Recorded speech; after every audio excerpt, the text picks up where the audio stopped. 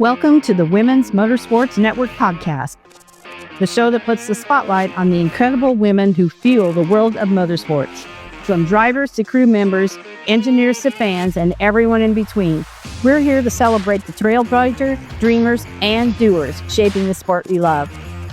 Each episode, we share inspiring stories of females of all ages, from every corner of the motorsports universe, past, present, and future. It's a journey through the seasons of life filled with heartfelt moments, laughter, and a whole lot of horsepower. So whether you're a lifelong fan, a racer yourself, or simply curious about the extraordinary women behind the wheel, settle in, relax, and enjoy a fun and uplifting ride with us. This is the Women's Motorsports Network podcast, connecting and celebrating women in motorsports, one story at a time. Let's hit the track.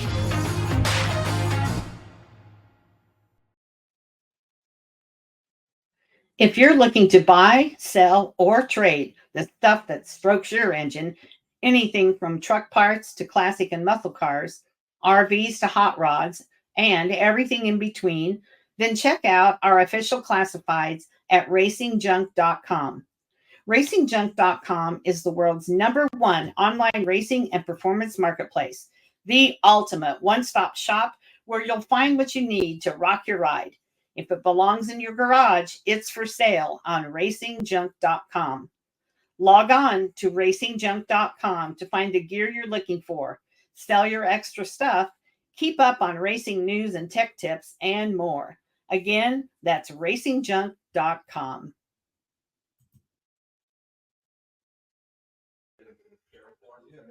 Hello, everyone. This is Melinda Russell with the Women's Motorsports Network podcast.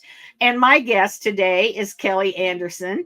And Kelly looks all pretty and tan because she lives in California.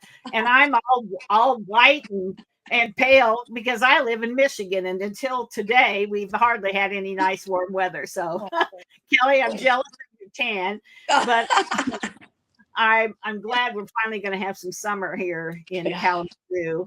We deserve some summer here finally. Yeah. So I'm so excited to have you on the show. I learned a little bit about you when we were at PRI and you won an award, and I'll let you tell about that. But so first though, I want you to just share a little bit about yourself and your family, and then we're going to go on and learn how you got involved in motorsports. Awesome. Well, thank you so much for having me on. This is really an honor and I'm super excited. So a little bit about me. I am a 56-year-old drag racing grandma. I am married 35 years or something like that. I think, I don't know, forever. I have 4 children and 11 grandchildren. Well, 10 grandchildren, 1 on the way. So 11 grandchildren.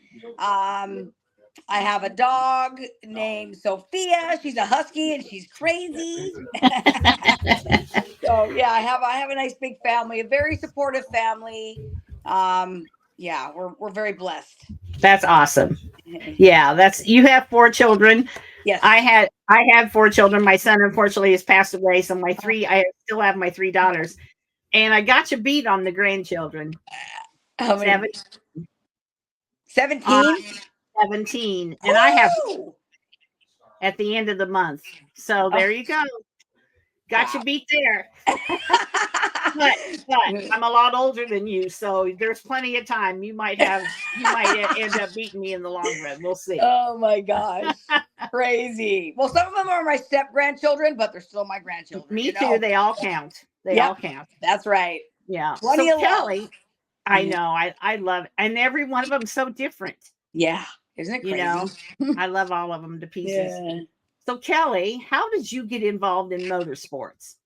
Gosh, we weren't brought up in the motorsports world, which I'm jealous when I see kids at the track with their parents or grandparents. I'm like, man, what I wouldn't give to have lived the whole life of motorsports. I started drag racing at 51 years old. I became a health coach. And during the time of being a health coach, they poured so much goodness into me that I got self-confidence. I got goals and dreams, which I never had since I'm alcoholic in recovery, 10 years, sober 10 years. And they poured so much goodness into me that I just started having dreams, and my husband would go out to Irwindale drag strip and spectate with his friends. And I was like, you know what? I'm going to go out with them one night. It'll be a date night. So I go out there and I'm watching these young kids and I'm like, dude, I could totally do this. And I like to drive fast. And so I told my husband, I went to a coach's breakfast and they had us napkin dream.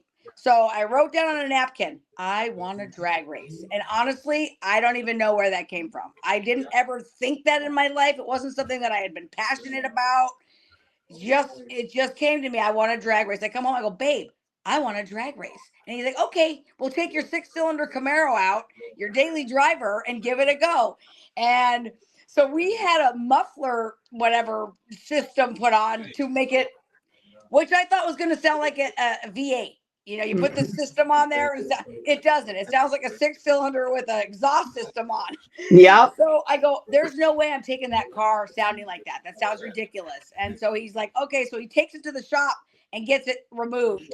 And I was like, oh my gosh, it's going to happen. It's actually going to happen. So October 10th, 2019 was my first night of drag racing. And like my fourth pass down the strip, I got a perfect reaction time.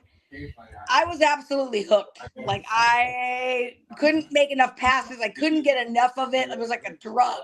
And so one night I made 25 passes in one single night. I know. Wow. I'm a little bit excessive. That's crazy. Yeah. But you know what I love about your story is that you were not one bit afraid, and you were not even thinking that you were too old, or I'm a grandma, I shouldn't be doing this, or I'm not going to take my daily driver out on that track. You didn't think about any of those things. No. You were just hell bent. You were going to go do it. Yep, that's for sure. And what Kelly wants, Kelly gets. I'm glad for that. Yeah. That's cool. Yeah. So tell me about what do you, that was 2019. Yep. So what have you been doing? You're still racing. What are you racing? Yep. What's your success been? Tell me all about it. So right now we're doing not as much drag racing because Irwindale closed in December, which was devastating. Yeah. So since that happened, a friend of mine, Jeff Stillwell, had connected me with some people in the land speed racing scene. And they said, we'll put you in a car, come on out. And so we went a few weeks ago. I got my first license in the land speed. I really enjoyed it. And to be honest, I didn't think I would. I was like, you know what? It's an opportunity. It'll look good on my racing resume. We'll just go do it just to do it. And I fell in love with it. I absolutely loved it. The community, of course, car community. Yeah. Can't go wrong. Like people in the car community are amazing. Yeah, they are.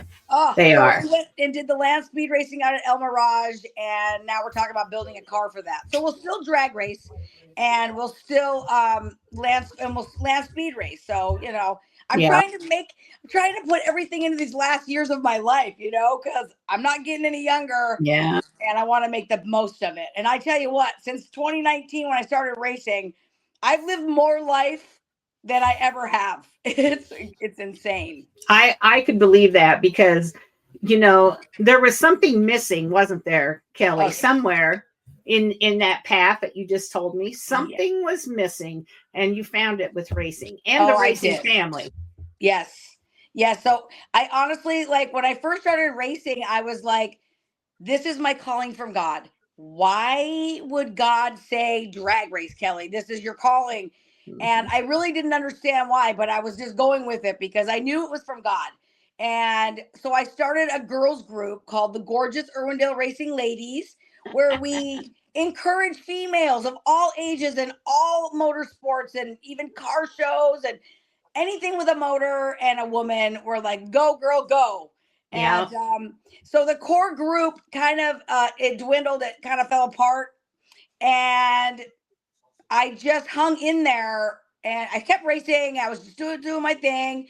And then my oldest grandson went into foster care. And when that, and his two sisters, my oldest granddaughters. And when that happened, like that was so devastating. I decided that's when I created Mavix Community Outreach, which is our nonprofit, and we introduce foster children and troubled teens to the world of motorsports. Because I tell you what, at 51 years old, I hadn't had passions or goals, and I was Mhm. stuck in addiction for all my life. And then I found the racing world, and everything changed. I mean, I have boundaries, like all these things I never had in my life. I found Mhm. through the love of motorsports. Yeah. And so I wanted to make something good out of the really ugly days of my life. Yeah. And then when Mavix was formed, I'm like, that's why it's my calling from God. Now it all makes sense. Yeah. You just gotta believe and hold on, and So how did you come up with that name? It has to mean something it special. it does. So my girlfriend, my business partner Maria, is it this one? Okay. So Maven. One of my sponsors said, "You're a maven. It's a woman who brings people together." So she took the word maven and Phoenix, rise from the ashes, and Uh-huh. made Mavix. Oh, Yeah. that's cool. Yeah, Maria Link is awesome. She's my business partner. She'd come out spectating with me and my husband when we'd go. Then she was on board when I started drag racing. Then we got her in a car for demolition derby. She always wanted to do a demolition derby, so now she does derbies. And then I said I want to make Mavix, and she says, "Okay, let's do it. Let's create Mavix." And she's been on board by my side through everything, the bad days of the girls crumble, but Girls of Irwindale's still around. It's just, it started out more like a group, and now it's an organization where we just encourage women, Okay. females of all ages. Yeah. hmm And so what's the closest like drag strip now to you? So the closest would be Famoso, Bakersfield, or Okay. Verona, San Diego. Okay. hmm Yeah. It's too bad Irwindale closed. What a mess. I can't believe. And it Yeah. happened fast. Like, we Yeah. did not know until just a few months before Hmm. that it was happening. We heard talk, but you always hear talk. Yeah. And then it happened. It was like, oh my gosh. So Yeah. That's a shame. that was devastating. Yeah. So tell me more now about Mavix, because I think that's where your heart is now. Oh, it So your is. grandchildren went to foster care, which is Yeah. so sad. It was so sad. And it was during COVID. So they were in for Oh, 13 months because everything was pushed back, delayed. Court was in video, and just, it was a nightmare. And so they're back home with mom, and then my son's doing good. Mom's doing great. The kids are fabulous. I get to have my grandson once or twice a week now. And oh my gosh, it's so awesome. Like, that's life is good. getting so good. Yeah. And so, I just knew that me back in the day, not having any goals, any dreams, no passions, no interest in anything, well, then you get yourself into trouble. Yeah. As soon as I had a passion for this, everything changed. And so I figured we could introduce some foster children to this world. They don't have to drag race. They could work on cars. They could tune cars. They could take pictures. They could do videography, announcing. There's so many areas of Right. motorsports. So right now we're trying to, get us off the ground. And we're gonna have a fundraiser coming up in July at a escape room to raise funds. We like to take my race car to schools. So we Yeah. went to a school named McKinley, and it was where they have a lot of troubled children and foster youth. And we brought the car out, and then you get to start it for them, and they get to get in it or just check it out up close and personal. Yeah. And it just to get that could, make them get interested in the motorsports scene. We pass out Hot Wheels, like all the kids love Hot Wheels. Yeah. So we do that, and pass out little flags, checkered flags, and hero cards and stickers, and Yeah. yeah. All the So stuff kids love. yep, exactly. So we also work with a foster agency that Maria started up. So Maria works for Home Depot's headquarters. And Okay. so they wanted her to do like an event for the community. So she decided to work with the foster kids. So she brings out about 200 foster children and their families at Christmas time. And she had us come out. So we went out, and we were like, oh my gosh, besides devastating and sad, it's beautiful to be out there, bring the race car out to she has a little car show there now. And so all the cars are there, and The kids vote on their favorite car, and I usually win. But last year she said, "No, you can't vote for her car because that's not fair." Yeah. So we host an event now. We partner with her on that. We get a lot of donations from Foster Love, which is the largest nonprofit in the country for foster youth. They give us bikes and skateboards and clothing and shoes and like beautiful items. And they come to our event and then they basically shop. So they take what they want for free. You could have the bike, you could have the skateboard, you could have this and that. And they go out with arms so full and their cars are stuffed. I've delivered bikes because they couldn't take everything, Yeah. So we just want to make a difference in their lives as much as we possibly can. And it's an honor to be able to work with the kids. Yeah. So that's interesting that this is what you do, because I just did an interview last week with a gal that works for University of Northwestern. I don't know if it's Eastern or Western. It's UNOH, and it's in Ohio. And she's a recruiter for the college, and she went to college there. And she actually recruited a young gal from like not very far from me that races, that I've known from racing. And she said something to me, and it's along the lines of what you're doing. She said she goes into the high schools and gives her presentation about their motorsports program, because they're a huge motorsport. They have a rally team, they have a drifting team, all kind, and then they have degrees in motorsports and all. It's just amazing. So she said she goes into these schools, and when she gives her presentation, she said the thing that really gets her the most is when a kid says, I didn't think I could go to college because I'm not a good student, and I don't want to be a nurse or a chiropractor or a teacher or a whatever. Yep. But this is really cool. I want to do this. Yes, that is beautiful. And then they go to UNOH, and like the young gal that lives close to me, she's working on an ARCA team this summer. Wow. So, yeah, that's amazing. It is. And so you're doing the same thing. You're exposing them to something that they would never have known about. Yes. And to the point to where you're changing lives and you probably don't even know it. Yes. Like I say, if you change one life, it's a generational line. Yeah. All their kids, all their grandchildren, like just generations to come. Especially motorsports. Because we know that, that really is a generational hobby more than not. Right. I call it's not a hobby, it's a lifestyle. Well, it's a lifestyle. You're right. It consumes you. It does. Yeah. You can't think about anything else. Right. And I tell you what, if you are into cars, you don't have money for drugs. So that's a victory. Yeah. Keep them out of trouble. I say, take care of it before it becomes a problem. And if they start young in the motorsports world, just having the interest in it alone, it could change the trajectory of their lives. Yeah, it really does. Sure. And so our long-term goal is to connect them with trade school scholarships in the motorsports industry, which could be photography still. Like it could be. Sure. So, I mean, chefs. There's chefs for John Force. Like, oh yeah, NASCAR has chefs. Yeah. So there's so many, everything pretty much could be in the motorsports industry. Mm-hmm. So that's our long-term goal. Mm-hmm. Well, you need to get connected to Mara Henderson. Would you connect me? I'll connect you because she's the gal at UNOH. Yes. And they recruit from all over the place. Yes. So she and you would be a good connection. I would love that very much. Yeah. That'd be awesome. You. She's amazing too. I just love talking sounds like it. Stuff. Yeah. I love her already. I know.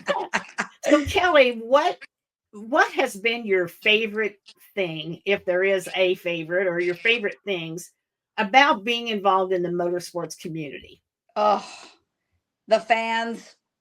I just love the fans. So at Irwindale, the return road, you're against the fence. I drive my car as close to the fence as you can get. And I rev. They always like it when I would rev my engine. So they start doing this, like rev. So I'm like going down the return road. Boom, boom, boom, boom, boom. They go nuts. Yeah. that is it. The fans were always my favorite thing. Yeah. Because I do more exhibition running than I do racing. Like I didn't really do a lot of competition. I Okay. didn't do much summit or any of that stuff. We mostly just did exhibition runs, and I'm good with that. And so what kind of car did you do that in, or do you have? So I have a 2000 F-body Camaro. And I do a lot of wheelies. We pop a lot of wheelies, and the fans love them. The racers sometimes don't. They talk trash sometimes, but the fans love a good wheelie, and Lord knows I do. Sure they do. Absolutely they do. Yeah. Oh my gosh, that's Yes. so fun. Mhm. So how do you think, and I know this has changed you being in motorsports, but you know, a lot of people I'll say, well, how do you think being involved in motorsports has made you into the person you are today? And you've already shared that it's really changed your life, but Yes. do you want to talk about that a little more? Well, I mean, honestly, being in the motorsports world has consumed my entire world, and I'm not sad about it.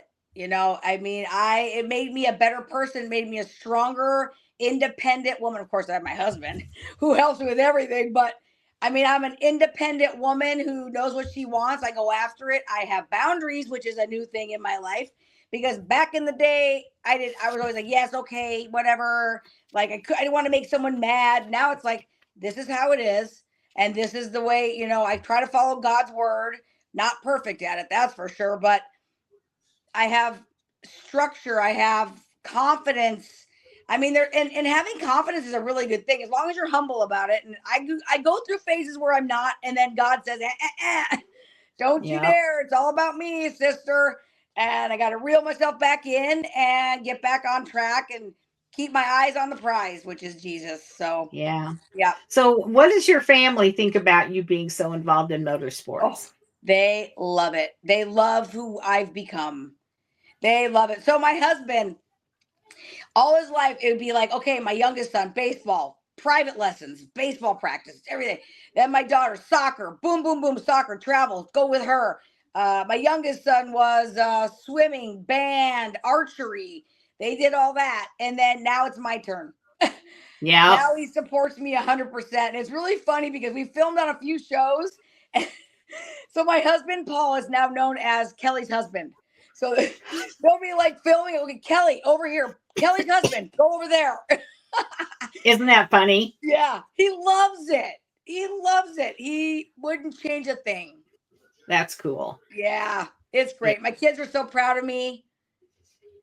I'm sure they are. I'm sure they are. It's a wonderful life. I know, I can tell, but you're so you're the excitement that you share when you talk about it. And you know, I know if you're listening to this, you can't see the look on her face, but if you go to YouTube later, she'll be there. And it's a pleasure to just watch you talk about what you've done. Sweet. Thank you. I really appreciate that. It is my heart. Yeah, that's for sure.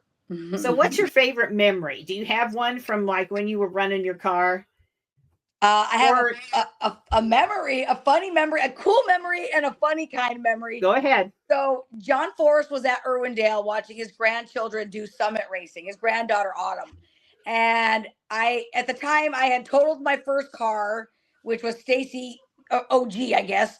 And then I was running a Dodge Dart that we had bought. We bought the Dart because it came on the trailer that we wanted. So I ran it.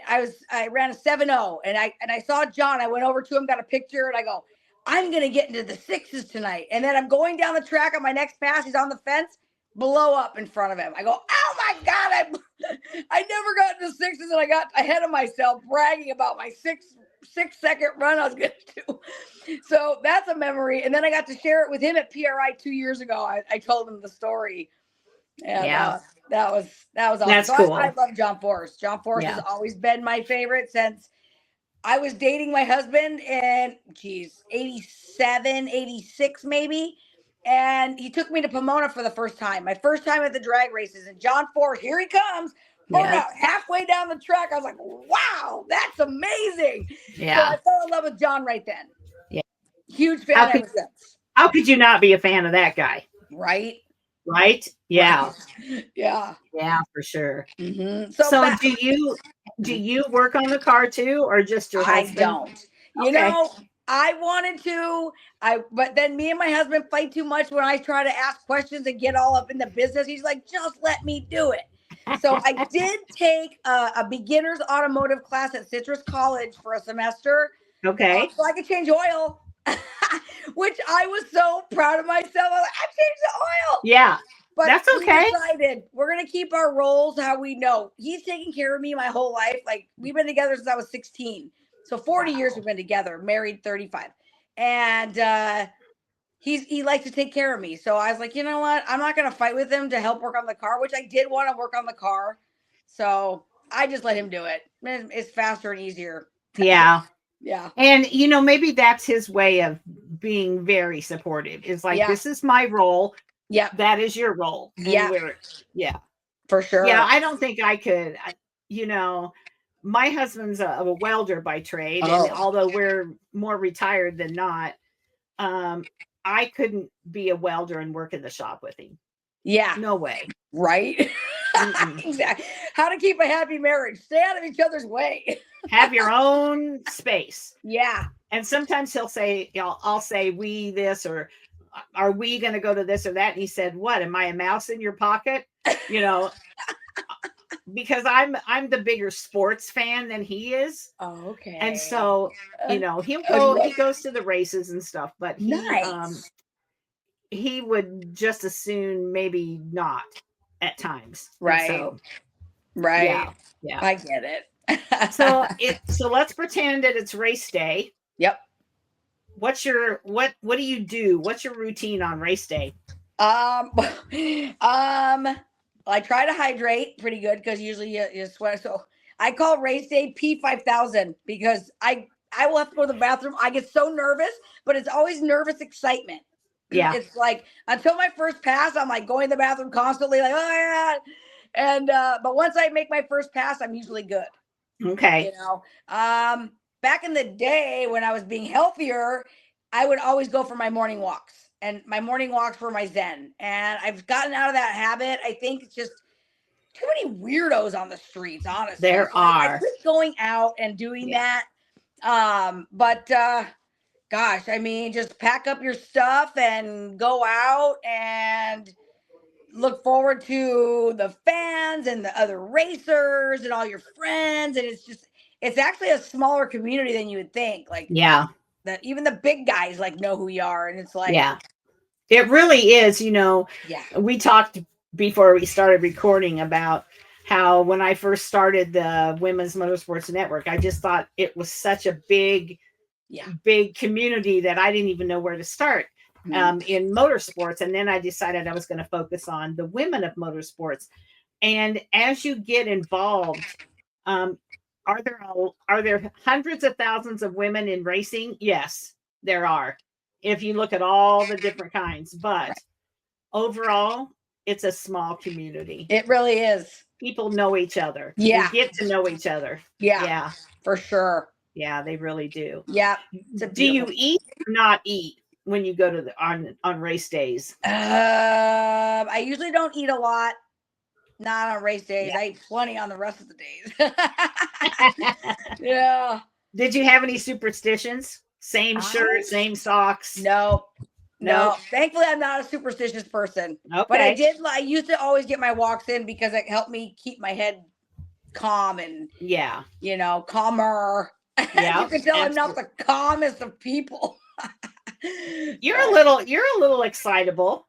Yeah. I love it. It's funny because I'm exhausted, but for some reason I talk about racing and motorsports. Like life comes into me. You just have a lot of energy, and I love that. Thank you. When you had a bad day at the track, which we all do, how did you react? So, okay, one time going down the return road, I had a bad pass. I was so mad. I drove down pissed off. I was like, didn't look at the fans, and then I thought, you know what? That could be their first impression of me because a lot of them may not have seen me before. They're not all regulars. Right. And I told myself, like, I will never go down the return road mad again. So I'll pull off get out of the car, unsuit, like just cool down, and then go back down. Because you know what? When I'm a fan and I'm spectating, I don't even know who won half the time. I don't even Right. know what happened, but I like that car. I like that racer. I like Yep. that person. I want to wave. I want them to wave at me. And so I thought every time I go down the return, I have to give them an experience Yeah. that they won't forget. And, so that was something for me that was a really big deal. Well, I hope other people listen to that, because even, professional drivers, and I follow really all motorsports, but NASCAR is my favorite. Oh, nice. And so, a lot of those guys have bad days, or they're busy and they don't want to sign autographs, but it's the same thing. Yeah. Those fans are paying your way. Right. And yeah, you can't always do it, but I think more people need to think of it that way, that hey, they may be seeing this for the first time, and I want to leave them with a good impression. Yeah, exactly. Because you only make one first impression. Yeah. And another, for sure. One of the reasons why I came up with, I met Shirley Muldowney at NHRA once, and she was having a bad day. And I was like, wow. And I thought, I don't want to leave a first impression like that's not a good one. You know what I mean? Like, I could be having a bad day, but they don't know that.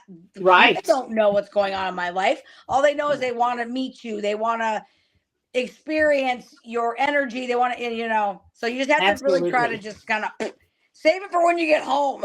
Exactly. You just have to put that aside and be in race mode, be in fan mode, all those things. And then when you get home, so you can deal with it. We did a no prep event a year after I started racing in Stacy OG, and that's when I totaled my car.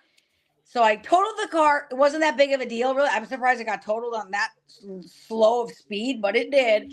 And I mean, the kids are running up to me, and I have to just forget about the crashed car that they're loading into the trailer and be happy. And I was. I mean, it was, you just got to just be there for the people. They don't. Yeah. Yeah. Yeah. So when you first went to the racetrack and decided, you were going to race that car, did you feel like you didn't fit in, or you just always felt like you were accepted? I didn't think twice. I felt like I fit in. I mean, I knew it was my calling. And, just because it's my calling from God or whatever, like, it's not always going to be easy. It's not always going to be no drama. There's going to be drama. There's going to be trials and tribulations. But I knew that was my calling, and I never thought twice about it. I just jumped off head first. And that was it. There wasn't should I do this? No, it was on. That's awesome. Yeah. So what was your biggest challenge when you first, started driving? Getting enough seat time. I mean, like, I couldn't get enough. And you know what I always wondered? Do you ever get your fill? Do you ever feel like satisfied? Because back in the day, it was like a drug and I couldn't get enough. And so I'd make the 25 passes. I still want more. Now I could do 3 passes. I'm like, all right, put the car away. I'm good. I'm going now, from going 13 seconds in the 8th mile to 5.7 seconds, you get your fill. You get, and I've made thousands of passes. Yeah. So you do get your fix. You do. I mean, I think you do get to where, and I don't want it to sound like that you don't care as much, because you still care, but you don't have to go overboard anymore. A little is satisfying. Yep, exactly. And I'm an extremist. I'm all or nothing. And I actually have a little bit of self-control when it comes to, why hurt the car? Why risk crashing? Because honestly, the more passes you make, the more you're risking it. You're going to hit the wall. Like, eventually things happen. It's just the more you make passes, the more opportunity for something to happen. Yeah, absolutely. So I try to be like, okay, we got the car down, and put it away till the next time. Yeah, I agree. Don't take too many chances, because that's not a good thing. Right. Yeah. Yeah. So, what are you doing now? Are you just working with your outreach, or are you doing any? I know you did land speed. What have you got planned for the summer? So, honestly, my husband says I nap and I work. I nap and I work. I don't get much sleep, and I'm always working. I'm either emailing or contacting people. I am a board member of the Cal Rods Car Club, so I work with them a bit. I'm the vice president of the San Gabriel Valley Boss Ladies, which is a networking group, and that's how and they brought me in as the nonprofit. So they only have one category per, realtor and the balloon. It's like B&I. Yes. And so I am the nonprofit. And so we all work together to try to make us better, to get our story down, to get our presentation down, your 1 minute commercial. So when you're in an elevator, you can pop it off, right, and know what you're talking about. I've had so much growth. That's once a week, and that's a lot. Like, we really work hard. Yeah, so it is. I've worked harder this last year and a half on Mavix than I have, so. Well, it's a big commitment, that once a week, and it doesn't set. Yeah. You wouldn't think it is, but I was in B&I for quite a number of years for send out cards, and it is a commitment. Yeah, it really is. Yeah, but it's great stuff. I mean, we become great friends. Yeah, and I mean, I don't really hang out. I pretty much am home alone. I'm like a loner unless we're at an event, and then I'm all over the place. But then I'm home alone, decompressing, sitting in my room by myself, quiet. Like, I have to have a lot of downtime to rejuvenate this crazy head. Yeah. So yeah, we do a lot of like mixers and a lot of bringing other teams and so, getting Mavix's name out there. Yeah. And are you going to do anything with your car this summer? We're going to run Fuel Fest at Pomona in June in a couple weeks. Okay. We're probably going to build a land speed car, I think, down the road here. And, but I'm still going to drag race because that's my first love. Okay. It just won't be as much because we have to travel so far, and then you have to get a room. I know. You gotta rent a trailer or whatever. So I got a motorhome for sale if you're interested. Oh, really? What is it? A diesel? Is it a diesel? You better believe it is. Really? Yeah. But where are you at? What state? I live in Michigan, but you can fly here and drive home. It'd be easy. We'll have to connect later. Send me some info on it. I will. Okay. Thank you. It's nice. It's just we got older and my husband wasn't comfortable driving it.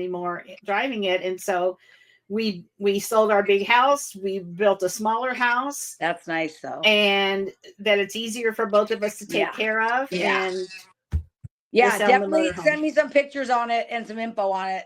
I will. Yeah, I will. So for sure. That's awesome.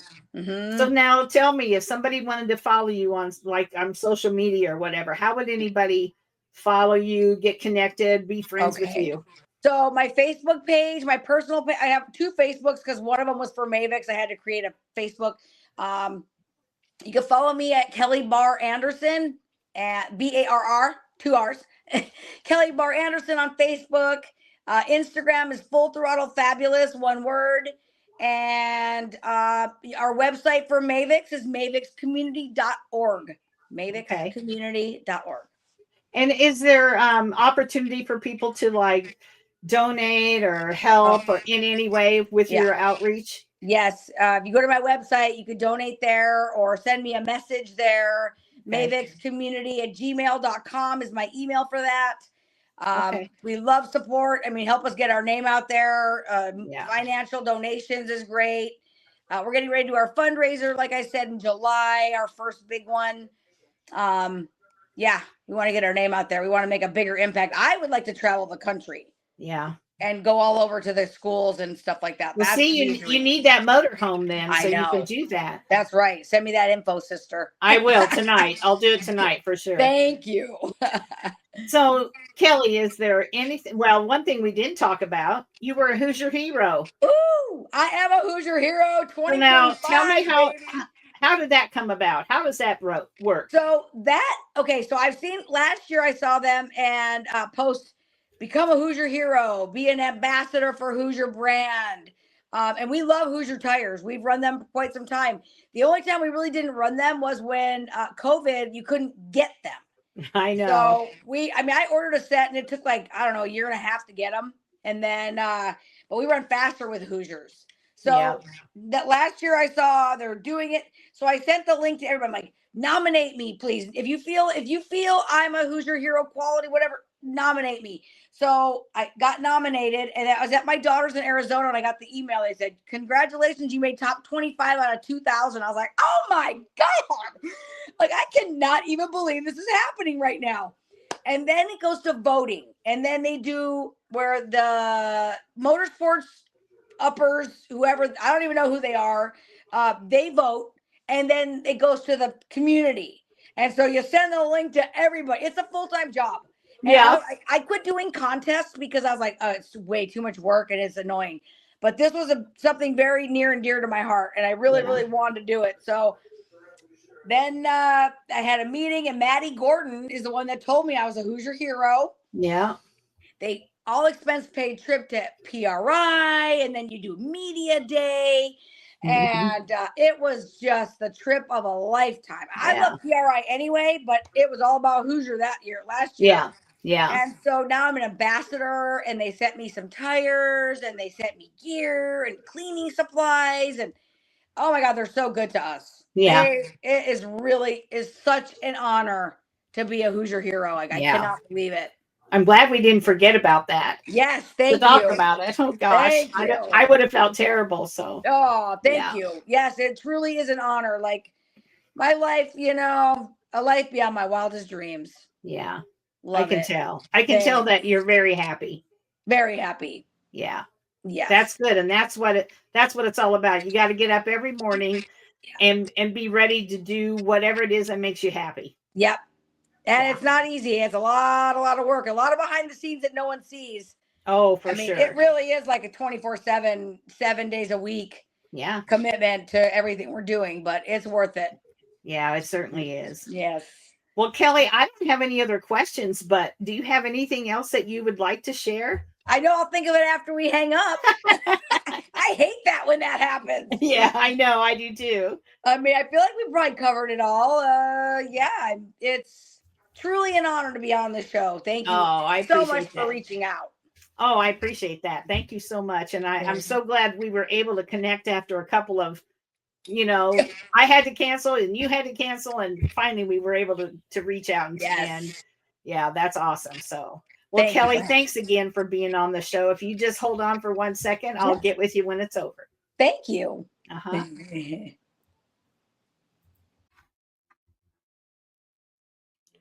Promoting a track takes heart, and now showing appreciation can be just as easy. With send-out cards, you can thank sponsors, volunteers, drivers, and fans with personalized digital cards sent right from your phone or laptop. Add a photo, write a message, and hit send. It's that simple. Unlimited sends for just $10 a month. Go to sendoutcards.com/53240. That's sendoutcards.com/53240. Because gratitude builds great tracks. That's it for this episode of the Women's Motorsports Network podcast. We hope you've been inspired by the stories I shared today and feel more connected to the amazing community of women in motorsports.